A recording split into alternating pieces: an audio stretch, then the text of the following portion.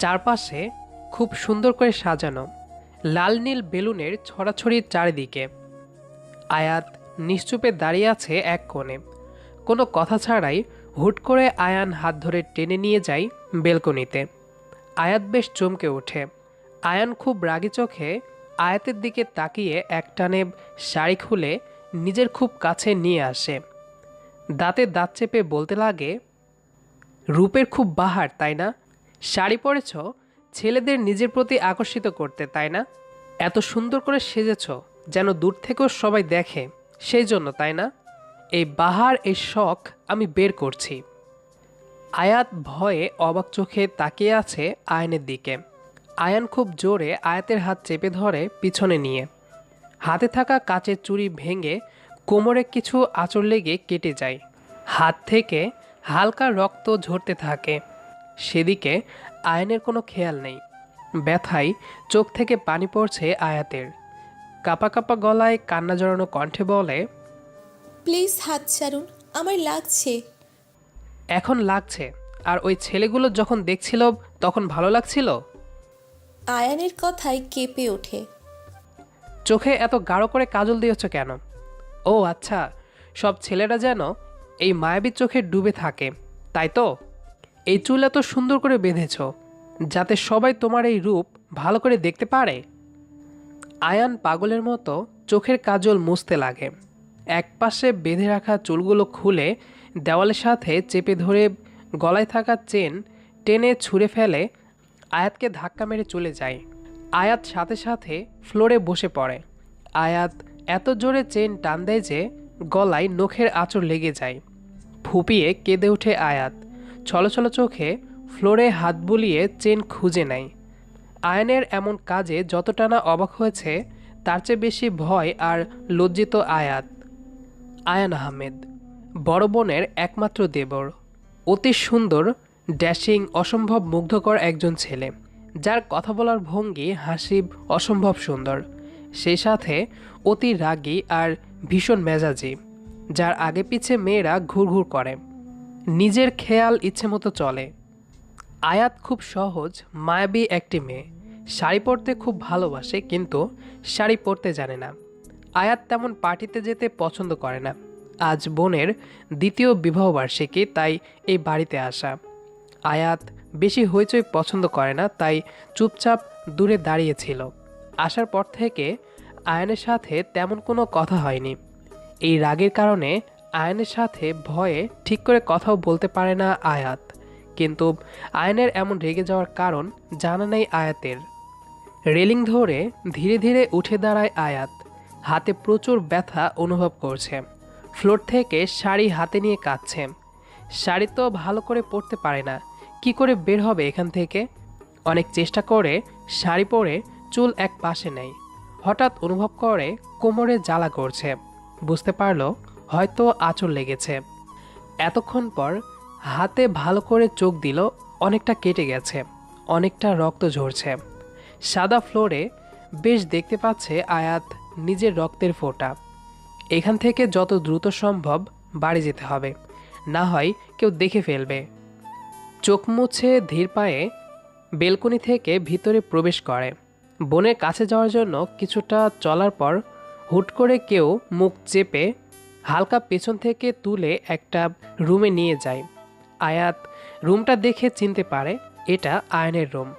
নিজেকে ছাড়ানোর জন্য লাফালাফি করতেই আয়ান ছেড়ে দিয়ে রুমের দরজা বন্ধ করে দেয়। আয়াত ভয়ে কিছুটা পিছিয়ে ধীর গলায় বলে, আপনি দরজা কেন বন্ধ করলেন? কেন, ভয় করছে? প্লিজ আমাকে যেতে দিন। আমাকে কিছু করবেন না প্লিজ। আমি আর কখনো আসবো না আপনার সামনে। আয়ান ধীর পায়ে একটু একটু করে এগিয়ে আসছে আয়াতের দিকে। আয়াত পিছিয়ে যেতে যেতে দেওয়ালে পিঠ লেগে যায়। আয়ান খুব কাছে চলে আসতেই আয়াত ভয়ে চোখ বন্ধ করে ফেলে। আয়ান অপলক দেখতে থাকে আয়াতকে। নিমিষে সব রাগ যেন গায়েব হয়ে যায়। হালকা হেসে আয়াতের কানে কাছে মুখ নিয়ে ফিসফিস করে বলে, ডোন্ট ওয়ারি, আমি কিছুই করব না তোমাকে। আমি অতটাও খারাপ না যতটা তুমি ভাবো। আর কি যেন বলছিলে, আমার সামনে কখনো আসবে না? আসতে তো তোমাকে হবেই। আয়াত এবার চোখ খুলে আয়নের দিকে তাকায়। প্লিজ আমাকে যেতে দিন। আয়ান কিছু না বলে হাত ধরে টেনে আয়াতকে বিছানায় বসায়। সাইড টেবিল থেকে ওষুধ বের করে আয়াতের হাত পরম যত্নে ধরে। আয়াত অবাক চোখে তাকিয়ে আছে আয়নের দিকে। হালকা ওষুধ লাগাতেই আয়াত আহ করে ওঠে। আয়ান আস্তে আস্তে ফু দিয়ে দিচ্ছে।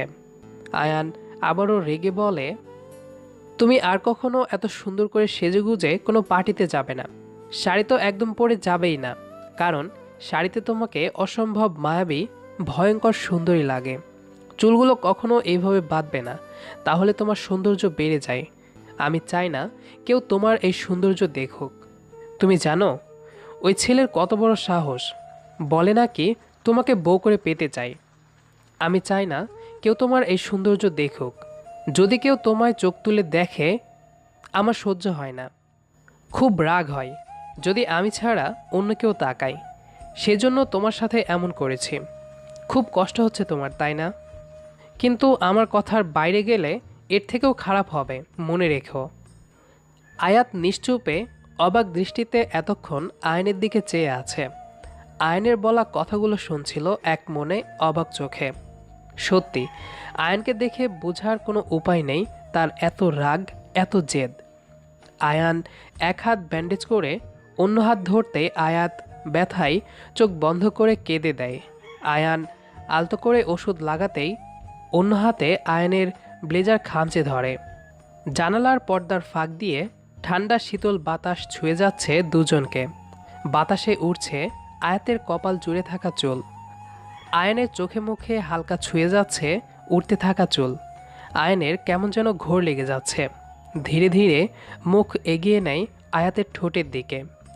আয়ানের নিঃশ্বাসের শব্দে তখনই আয়াত ভয়ে চোখ খুলে আয়ানকে এত কাছে দেখে ঘাবড়ে যায়। আয়ানকে ঠেলে দাঁড়িয়ে রুম থেকে যাওয়ার জন্য পা বাড়াতেই আয়ান হাত ধরে পাশে বসায়। মাথা নিচু করে আয়াত বলে, আমি বাসায় যাব, আর থাকবো না এখানে। থাকবে নাকি যাবে সেটা ভাগ্য বলে দিবে। এত কনফিডেন্স তোমার? দেখুন, আপনার কোনো রাইট নেই এভাবে আমাকে ছোঁয়ার। আমাকে এখানে রাখারও কোনো অধিকার নেই। প্লিজ আমাকে যেতে দিন। এই কি বললে তুমি? আমাকে অধিকার দেখাচ্ছ? আমার অধিকার নেই তো তোমার কাছে? অন্য কেউ অধিকার নিতে আসলে আমি শেষ করে ফেলবো। তোমাকে ছোঁয়ার অধিকার কারো নেই, কারো না। সেটা ঠিক করে দেওয়ার আপনি কে? আমি আমার ইচ্ছে মতো চলবো, সেটা আমার বিষয়, আপনার না। আমি চাই না আমাদের আর দেখা হোক, প্লিজ। আয়াত চোখ মুছে জলদি বেরিয়ে যায় রুম থেকে। নিচে নামতেই আয়াতের বোন পিয়া অবাক চোখে তাকায়। আয়াত বেশ ভয়ে ভয়ে বলে, কি দেখছো আপু? আয়াতের আপু বলে, তোর হাতে কি হয়েছে? তখন আয়াত বলে, কই কিছু না তো। চুপ, হাত দেখি তো। আয়াতের এমন অবস্থা দেখে একটু মন খারাপ করে বলে, হাতের এই হাল হলো কি করে? চুড়ি ভেঙে। তখনই আয়াতের মা এসে এমন হাল দেখে অবাক চোখে প্রশ্ন করে, কি রে, তোর চুল এলোমেলো কেন? চুল খুলে গেছিল তাই। আচ্ছা ঠিক আছে। আপু সেই কখন থেকে কথা বলেই যাচ্ছে। আম্মুকে এত করে বলছি বাসায় যেতে, কিন্তু কোনো খবরই নেই। মিস্টার ডেঞ্জারাস আমাকে দেখার আগে বাসায় যেতে হবে। আপুর একমাত্র মেয়ে, তার কিছুদিন পর জন্মদিন। আমি কিছুতেই আর আসবো না তখন, একবার গেলেই বাঁচি। কিন্তু ওনার এভাবে রেগে যাওয়া আমার ভালো লক্ষণ লাগছে না। হাওয়া অন্যদিকে যাওয়ার আগে ওনার সামনে থেকে আমার চলে যেতে হবে। অবশেষে যাওয়ার সময় হলো। যেই বাইরে পা রাখবো তখনই ওনার আগমন। ভয়ে আমার মুখ চুপসে গেল। বুকের ভিতর ধুকপুক শুরু হলো। আমাকে দেখে উনি মিটিমিটি হাসতে লাগলেন, যার মানে আমি বুঝলাম না। হুট করে ওনার কথায় আমি আকাশ থেকে পড়লাম। আমি ওনার সামনে থেকে যেতে চাইছি আর উনি আমাকে রাখতে চাইছে। আন্টি, রাত অনেক হয়েছে, আজকে থেকে যান। হ্যাঁ, আজকে থেকে যাও। কিন্তু ওর বাবা একা বাসায়। তাহলে আয়াতকে রেখে যান। কথাটা শুনেই আমি কেঁপে উঠি, সারা শরীর ঠান্ডা হয়ে আসে। না না, কিছুতেই থাকা যাবে না। উনি আবারও বলে ওঠে, তাছাড়া আয়াত খুব বায়না করছিল থাকার জন্য। আমাকে বলছিল, ভাইয়া আম্মুকে একটু বলুন না থেকে যেতে। আমি তো অবাক, কি বলছে এগুলো? আমি কখন বললাম থেকে যেতে? না না, এটা হতে পারে না। আম্মুকে অনেক বোঝালাম বাড়ি যেতে, কিন্তু না, আমার কথা শুনেই আমাকে রেখে চলে গেলেন। আমি অসহায়ের মতো আম্মুর যাওয়ার পথে চেয়ে রইলাম। মিস্টার ডেঞ্জারাস আমার সামনে দাঁড়িয়ে হাসছে, আমি নিরীহ প্রাণীর মতো দাঁড়িয়ে আছি। উনি আমাকে চোখ মেরে চলে যায়। আপু আমাকে তার একটা জামা দিল, সেটা নিয়েই ওয়াশরুমে ফ্রেশ হতে গেলাম। শাওয়ার ছাড়তেই গলায় জ্বালা অনুভব করলাম, বুঝলাম ওনার আঁচড়ের জ্বালা। হাতে প্রচুর ব্যথা হচ্ছে, তাই বেশি সময় থাকলাম না। রাত প্রায় 1টা বাজে। বই পড়তে পড়তে কখন যে ঘুমিয়ে গেলাম বুঝতেই পারিনি। হঠাৎ বারান্দায় কিছুর শব্দে ঘুম ভেঙে যায়। ভয়ে ভয়ে কিসের শব্দ সেটা দেখতে এগিয়ে যায়। দরজা খুলতেই আমি ভাবনা শূন্য হয়ে গেলাম। সাদা টি শার্ট আর শর্টস পরে দাঁড়িয়ে আছে আমার সামনে মিস্টার আয়ান। একটা মানুষ এত সুন্দর কিভাবে হয় আমার জানা নেই, কিন্তু ওনার রাগের জন্যে আমার একটুও ভালো লাগে না কথা বলতে। আমার হুঁশ ফিরল ওনার চোখ মারায়। আমি ভিতরে যাওয়ার আগেই উনি আমার হাত টেনে ওনার একদম কাছে নিয়ে দেওয়ালের সাথে চেপে ধরে। আমি ভয়ে চোখ বন্ধ করে ওনার টি শার্ট খামচে ধরি। উনি এত কাছে যে আমি স্পষ্ট হার্টবিট শুনতে পাচ্ছি। কেমন যেন ফিল হচ্ছে। আয়াতের এমন মুখ দেখে মিটিমিটি হাসছে আয়ান। আস্তে আস্তে আয়াতের কানে কাছে মুখ নিয়ে বলে, কি ভেবেছিলে এত সহজে পালিয়ে যাবে আমার হাত থেকে? আমি কি করেছি? কেন এমন করছেন? কি করেছো জানো না? প্লিজ আমাকে ছেড়ে দিন। আমি তো আপনার কোনো ক্ষতি করিনি। যদি কেউ আপনাকে এখানে দেখে, ভয়ে আর বলতে পারিনি। তুমি আমার জীবনের সবচেয়ে বড় ক্ষতিটাই করেছো। আয়নের কথা শুনে অবাক চোখে তাকায় আয়াত। কিছুই বুঝতে পারছে না আয়াত কি ক্ষতি করেছে আয়নের সে। আয়াত বিস্ময়ভাবে বলে, কি বলছেন? আমি কি করলাম আপনার? সেটা সময় হলেই বুঝবে। আমি কিছু বুঝতে পারছি না। প্লিজ আমাকে ছেড়ে দিন। শাস্তি তো তোমাকে পেতে হবে আমাকে ফেলে তখন চলে যাওয়ার জন্য। লাগছে। খুব লাগছে তাই না? আর আমার বুকের ভেতর যে আগুন জ্বলছে সেটা। আয়াত বিস্ময় চোখে চেয়ে আছে আয়নের দিকে। আয়নের চোখ লাল হয়ে আছে, দেখে বোঝার উপায় নেই একটু আগে শান্তভাবে কথা বলছিল। আয়ান নিজেকে শান্ত করে বলে, দেখো আমি কোনো খারাপ কিছু করতে চাই না, সো যা বলছি তাই করো। কি করতে হবে? আয়ান সোজা বিছানায় শুয়ে হাত পা ছেড়ে দেয়, যা দেখে ভয়ে আয়াতের হাত পা ঠান্ডা হয়ে যায়। আয়ান চোখ বন্ধ করে ক্লান্তির সুরে বলে, তোমার জ্বালায় মাথাটা প্রচুর ব্যথা করছে, চুলগুলো একটু টেনে দাও তো। মানে? মানে খুব সহজ, আমার চুল টেনে দিবে। আমি পারবো না। কি বললে? না মানে। চুপচাপ যা বলছি তাই করো, না হলে। আয়াত আর কোনো কথা না বলে দ্রুত বিছানায় এসে বসে। অমনি আয়ান কোলে মাথা রেখে বলে, আহ কি শান্তি। আয়াত রাগে দুঃখে চুপচাপ চুল টেনে দিতে লাগে। ওদিকে আয়ান মনের সুখে চোখ বন্ধ করে রাখে। আয়াত ঘুমে ঝুরছে আর আয়ান মজা নিচ্ছে।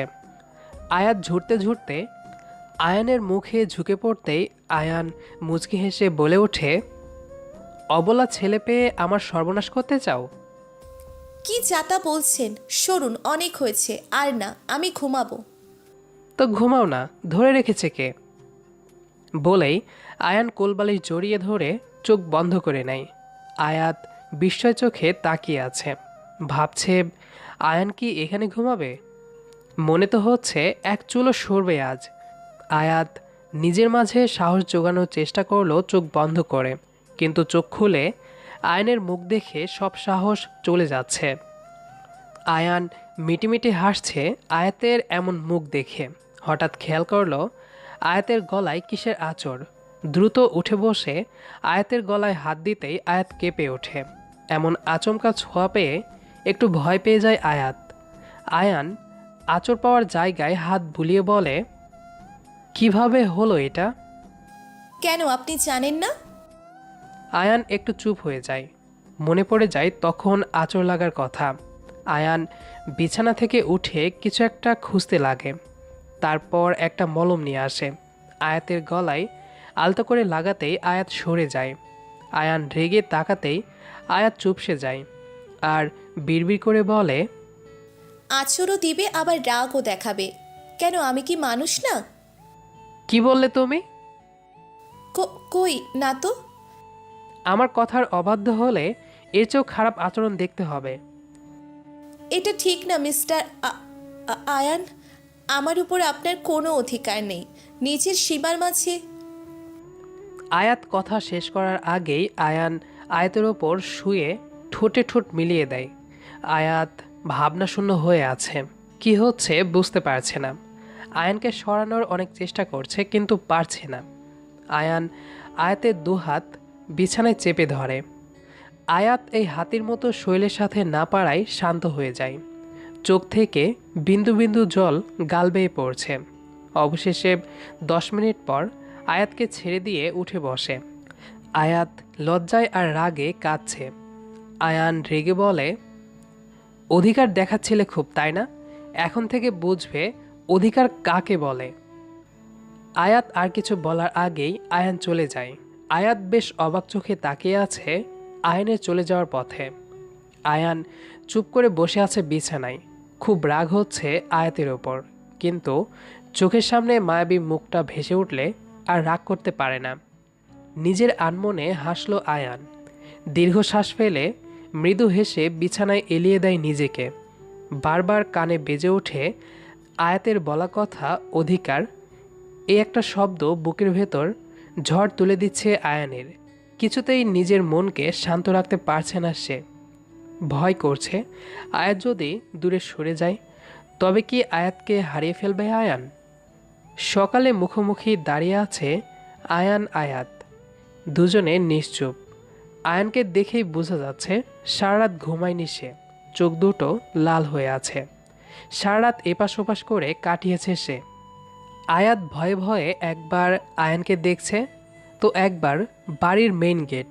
উদ্দেশ্য একটাই, আয়ানের কাছ থেকে পালানো। আয়াতের এমন কাণ্ড নীরব চোখে দেখে আয়ান। আয়াত দৌড় দিবে কি দিবে না ভাবতে ভাবতেই দিল দৌড়, কিন্তু বেশি দূর পারল না যেতে। আয়ান হাত ধরে নিজের কাছে নিয়ে এসে বলে, পালানোর খুব শখ? মানে? আয়ানের কাছ থেকে পালানো এত সহজ না মিস আয়াত। আয়াত চোখ বন্ধ করে কিছু একটা ভাবল। হুট করে চেঁচিয়ে ওঠে, আপনার জন্য মান সম্মান আর থাকলো না। আপু কিভাবে দেখছে দেখুন। ছি। আয়ান পেছনে ফিরতেই আয়াত এক দৌড়ে মেন গেট পার, আর পিছনে ফিরে দেখেনি সে। আয়ান দাঁতে দাঁত চেপে বলে, আমাকে বোকা বানানো? দেখি আর কতদিন এইভাবে পালিয়ে থাকবে। আয়াত যেন প্রাণে বাঁচে। দীর্ঘ লম্বা শ্বাস নিয়ে আর 1 মিনিটও অপেক্ষা না করে রিকশা করে বাসায় ফিরে। খুব চিন্তায় আছে, এখনও যদি আবার দেখা হয়। আয়ান যে ছেলে কিছুতেই পার দিবে না আয়াতকে। আচ্ছা, সত্যি কি আয়ান বজ্জাত, নাকি এই রাগের মাঝে লুকিয়ে আছে অন্য কিছু? রাতে শুয়ে শুয়ে বই পড়ছে আয়াত। হঠাৎ ফোনের কাঁপানো শব্দে সে নিজেও কেঁপে ওঠে। পাশে থাকা ফোনের দিকে তাকিয়ে ঘড়িতে সময় দেখে 12টা 20। চিন্তায় পড়ে যায় আয়াত। এত রাতে কে কল দিয়েছে? ফোনটা কি ধরা উচিত? এসব ভাবতে ভাবতেই আবারও বেজে ওঠে ফোন। আর না ভেবে রিসিভ করতেই কেউ ধমকের সুরে বলে, ফোন ধরতে এত সময় লাগে? আয়াত কান থেকে দূরে সরিয়ে নেয় ফোন। কণ্ঠ খুব পরিচিত লাগছে তার। সন্দেহ কণ্ঠে বলে, আমি অপরিচিত নাম্বার রিসিভ করি না। আর আপনি কে মিস্টার? আয়ান হালকা হাসে। হেসে বলে, মিস্টার আয়ান, মিস আয়াত জাহান। জি। আয়াত যেন ভয়ে শেষ। ঢোক গিলে কাঁপা কাঁপা কণ্ঠে বলে, আমার খুব ঘুম পাচ্ছে। হ্যাঁ, আমরা কাল কথা বলবো কেমন? আল্লাহ হাফিজ। আয়ানকে কিছু বলতে না দিয়েই কেটে দেয়। চিন্তায় আয়াতের এসির মাঝেও ঘাম শুরু হয়ে গেছে। সকালে ভয় যেন আরও বেশি গাঢ় হয়ে গেল। এখন যদি কলেজের সামনে এসে দাঁড়িয়ে থাকে আগের মতো, তখন আয়ানের সাথে আয়াতের দেখা পিয়ার বিয়ের প্রায় 1.5 বছর পর। বিয়ের সময় শুনেছিল একমাত্র আয়ান দেশের বাইরে পড়াশোনা করছে, খুব সুদর্শন যুবক সে, কিন্তু কখনো দেখার ইচ্ছে থাকলেও দেখা হয়ে ওঠেনি। আয়ান দেশে ফেরার কিছুদিন পর সকালে একদিন বোনের শ্বশুরবাড়িতে আসে কলেজের অনুষ্ঠানের জন্য শাড়ি নিতে। সেদিন সন্ধ্যায় ছিল আয়ানের দেশে ফিরে আসার উপলক্ষে একটা পার্টির জন্য সাজানো হচ্ছিল পুরো বাড়ি। আয়াত খুব সুন্দর করে সাজাতে পারে এবং বুদ্ধিও দিতে জানে। সবাই আয়াতকে খুব ভালো করে চিনে, তাই আয়াতের থেকে কিছু বুদ্ধি নিচ্ছিল। আয়াত মুখে বলছিল আর ওরা সাজাচ্ছিল। আয়ান কারো ওপর প্রচুর রাগ নিয়ে সিঁড়ি দিয়ে নামছিল। কাজের লোক ফুল কোথায় লাগাবে জিজ্ঞেস করতেই রাগ দেখিয়ে ফোনে কারোর সাথে রেগে কথা বলতে বলতে নিচে নামছিল। আয়াত সেদিকে চোখ রাখতেই নিশ্চুপ হয়ে যায়। কিছুটা ভয় পেলেও চুপ করে আয়ানকে দেখতে থাকে। ব্লু শার্ট আর 3/4 প্যান্ট পরা এক অসম্ভব সুন্দর যুবক, রাগের মাঝেও দেখতে অসম্ভব সুন্দর লাগছে। আয়ান এক সময় রেগে ফোনটা ফ্লোরে সজোরে ছুঁড়ে মারে, সাথে পাশে থাকা ফুলদানিও। আয়াত ভয়ে চিৎকার করে চোখ বন্ধ করে দু হাতে কান চেপে ধরে। আয়ান কারো চিৎকার শুনে সামনে তাকায়। একটা মেয়ে, ব্লু লং কামিজ আর জিন্স পরা, একপাশে খোলা চুল আর কপালে সাদা পাথরের টিপ, যেন এক নীলপরি নেমে এসেছে আয়ানের সামনে। নিমিষেই রাগ গায়েব হয়ে হাসি ফুটে ওঠে আয়ানের ঠোঁটে। ধীর পায়ে এগিয়ে যায় আয়াতের কাছে। আয়াত চোখ খুলে আয়ানকে এত কাছে দেখে ভয়ে স্তব্ধ হয়ে যায়। আয়াত চোখ খুলতে আরেক দফা অবাক হয় আয়ান, মায়াবী কাজল কালো চোখ দেখে। আয়াত কিছু না বলে দৌড়ে চলে যায়। যাওয়ার সময় পেছন থেকে আয়াতের পিঠ স্পষ্ট দেখতে পায় আয়ান। নিমিষে যেন গলা শুকিয়ে যায় তার। আয়াত যখন জানলো এটা আয়ান, তারপর থেকে বাড়ি আসা বন্ধ করে দেয়। জানতে পারে আয়ানের গার্লফ্রেন্ডের অভাব নেই। এই সুন্দর এই চেহারার মাঝেও আছে প্রচুর রাগ আর জেদ, আর সেটা আয়াত নিজের চোখেই দেখেছে। সেদিন আয়ান অনেক অপেক্ষা করেছিল, হয়তো সকালের মতো দেশে ফেরার পার্টিতেও আসবে, কিন্তু আয়াতের দেখাও মেলেনি সেদিন। দুচোখ শুধু আয়াতের সেই মায়াবী দৃষ্টি খুঁজছিল, কিন্তু নিরাশ হলো। ভাবিকে জিজ্ঞেস করতে বলল আয়াতের নাকি ভালো লাগছে না, তাই আসেনি। কিন্তু আয়ান হাল ছাড়েনি। ভাবির থেকে চালাকি করে কলেজের ঠিকানা এবং ফোন নাম্বার বের করে। একবার দেখার জন্য হলেও আয়ান কলেজে যেত। ভাবতো আয়াত বুঝি কথা বলবে দেখে, কিন্তু সেটা হয়নি। আয়ানকে দেখেই গলা শুকিয়ে যেত, কিছু না বলেই পালিয়ে যেত। আয়ান এসব নিতে না পেরে একদিন প্রপোজ করতে যায়, কিন্তু আয়াত ভয়ে কেঁদে সেন্সলেস হয়ে যায়। তারপর থেকে দূর থেকেই আয়াতকে দেখে। কলেজে যাচ্ছে আয়াত। একা একা হেঁটে কলেজে যাওয়া যেন আয়াতের ভীষণ প্রিয়। রাস্তার চারপাশে চোখ বুলিয়ে হাঁটছে। হঠাৎ কেউ হাত ধরে টেনে গাড়ির সাথে চেপে ধরে।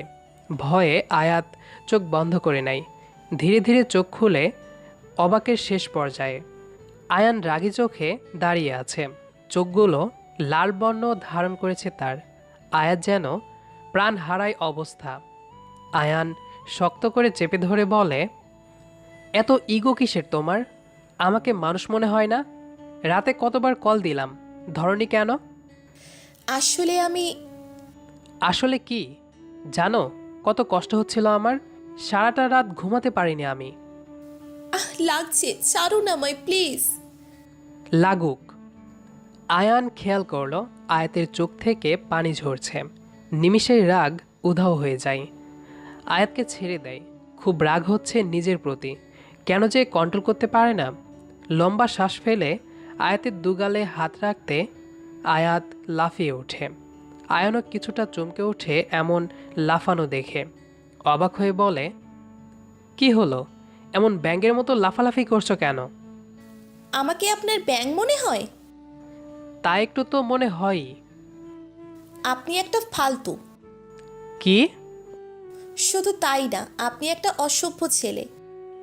কি বললে তুমি? ঠিক বলেছি। রাস্তায় মেয়ে দেখলে মাথা ঠিক থাকে না? এইভাবে একটা মেয়েকে বিনা অধিকারে ছোঁয়ার রাইট নেই আপনার। আমি কিন্তু আপনার নামে কেস করব। কি বললে তুমি? মানে খুব অধিকার নিয়ে কথা বলছো কদিন ধরে, খুব লাফালাফিও শিখে গেছো তুমি। ভাবছি এবার অধিকারটা দেখাতেই হয়। কি বলো? মানে মানেটা হচ্ছে বলেই আয়াতের ঠোঁটে ঠোঁট মিলিয়ে দেয়। চোখ বড় বড় করে তাকিয়ে আছে। শেষবারের মতো অনাধিকার চেষ্টা করে গেলাম, কাল থেকে শুধুই অধিকার চর্চা। আয়ান আর কিছু না বলে সোজা গাড়িতে বসে চলে যায়। আয়াত বোকার মতো ঠায় দাঁড়িয়ে আছে। আয়নের বলা কথাই বেশ ভয় পেয়েছে। বাসর ঘরে বসে আছে আয়াত, সব যেন মাথার ওপর দিয়ে গেল। যার থেকে পালাতে এত কিছু, তার কাছেই এখন বন্দি আয়াত। গতকাল ভয় দেখালেও আয়ান আজ তার কথা সত্যি করেছে। আজ থেকে আয়াতের ওপর শুধুই তার অধিকার চলবে। আয়ান এক প্রকার সবাইকে ব্ল্যাকমেল করেই আয়াতকে বিয়ে করে ফেলে। আয়াত কাঁদো কাঁদো মুখ করে বিছানায় বসে আছে। আয়ান বিশ্বজয়ী হাসি দিয়ে আয়াতকে বলে, কি যেন বলেছিলে, অধিকার তাই না? আয়াত ফ্যাল করে তাকিয়ে আছে। এবার থেকে শুধু আমার অধিকার চলবে মেয়ে। আয়ান হেসে আয়াতকে বুকে টেনে নিল। আয়নের স্পর্শ পেয়ে আজ আয়াত আগের মতো লাফালাফি করছে না, কারণ আয়নের প্রতি আয়াতের ভালো লাগা অনেক আগ থেকেই ছিল। আয়ান আয়াতকে নিজের করতে যে সব পারে আয়াত তা বুঝে গেছে। প্রথমে নিজেকে ছাড়াতে চাইলেও একসময় আয়াতও আয়নের মাঝে হারিয়ে গেল। আমাদের আজকের গল্পটি আপনার কাছে কেমন লেগেছে সেটি অবশ্যই কমেন্ট করে জানাবেন। দেখা হবে আবারও নতুন কোনো গল্প নিয়ে। সেই পর্যন্ত সবাই আমাদের সাথেই থাকবেন। ধন্যবাদ সবাইকে।